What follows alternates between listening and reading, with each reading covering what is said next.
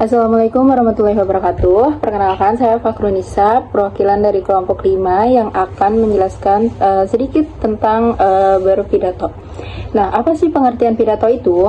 Pidato adalah bentuk komunikasi lisan yang disampaikan oleh seseorang kepada khalayak umum dengan tujuan untuk menyampaikan pesan, gagasan, atau informasi tertentu.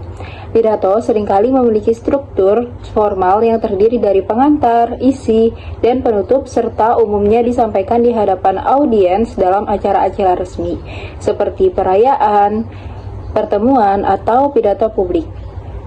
Tujuan pidato dapat bervariasi, termasuk untuk memberikan inspirasi, meyakinkan, atau menghibur. Nah, selain dari pengertian pidato tadi, ada juga beberapa tujuan pidato. Tujuan pidato ini dapat bervariasi tergantung pada konteks dan pembicaraannya. Beberapa tujuan umum pidato meliputi menginformasikan, yaitu memberikan pengetahuan atau data kepada audiens tentang suatu topik. Lalu yang kedua, melestarikan atau meningkatkan semangat. Pidato dapat digunakan untuk memotivasi, menginspirasi, atau meningkatkan semangat audiens. Yang ketiga, persuasi, yaitu membujuk atau meyakinkan audiens untuk mengadopsi pandangan atau tindakan tertentu. Lalu tujuan yang keempat yaitu hiburan, untuk memberikan kesenangan atau menghibur audiens melalui humor, cerita, atau elemen kreatif lainnya. Yang kelima, edukasi, memberikan pembelajaran atau pemahaman baru kepada audiens. Selanjutnya ada jenis-jenis pidato.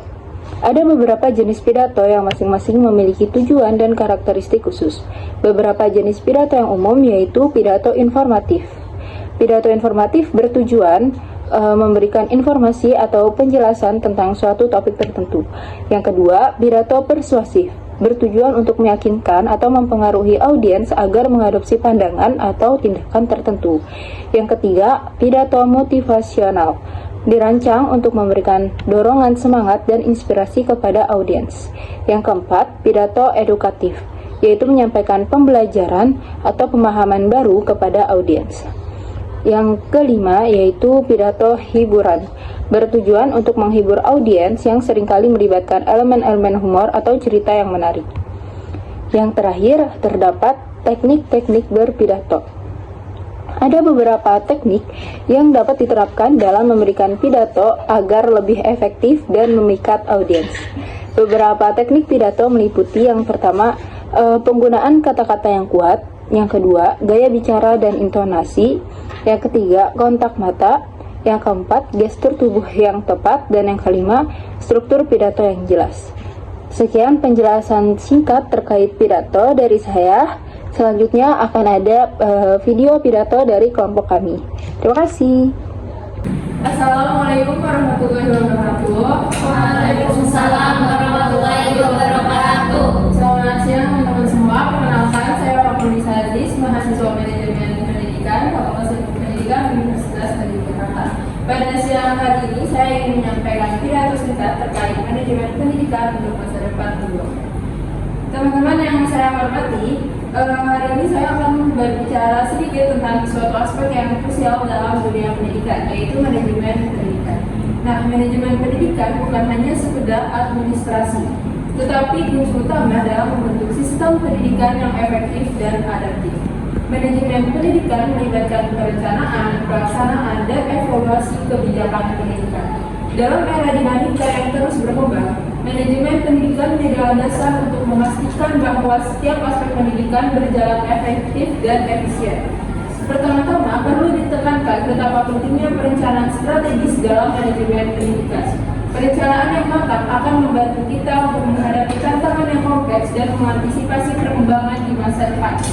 Dengan rencana yang baik, kita dapat memastikan alokasi sumber daya yang optimal untuk mencapai tujuan pendidikan yang diinginkan.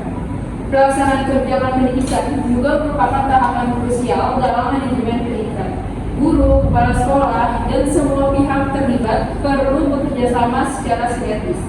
Dukungan yang kuat dari semua unsur tersebut akan memperkuat implementasi kebijakan dan program pendidikan. Dalam konteks ini, sinergi antara pemerintah, pihak sekolah, dan masyarakat juga sangat penting. Tak kalah pentingnya, evaluasi terus-menerus harus dilakukan untuk menilai efektivitas kebijakan dan program pendidikan. Evaluasi memberikan umpan balik yang berharga untuk meningkatkan kualitas pendidikan. Kita perlu bersikap dinamis dalam menyesuaikan strategi dan metode mengajar berdasarkan hasil evaluasi yang objektif. Namun, dalam upaya mewujudkan manajemen pendidikan yang unggul, kita tidak boleh melupakan faktor kemanusiaan. Kepemimpinan yang berorientasi pada nilai-nilai moral, keadilan, dan empati sangat diperlukan. Guru dan pemimpin pendidikan harus menjadi teladan dalam menanamkan nilai-nilai positif kepada siswa. Teman-teman yang saya banggakan, dengan manajemen pendidikan yang baik, kita dapat membentuk generasi yang siap menghadapi kompleksitas dunia modern. Mari bersama-sama memberikan perhatian yang lebih kepada manajemen pendidikan. Karena melalui manajemen yang efektif, kita memastikan bahwa pendidikan tetap menjadi tonggak kemajuan bangsa. Terima kasih. Kurangnya mohon maaf. Wassalamualaikum warahmatullahi wabarakatuh. Waalaikumsalam.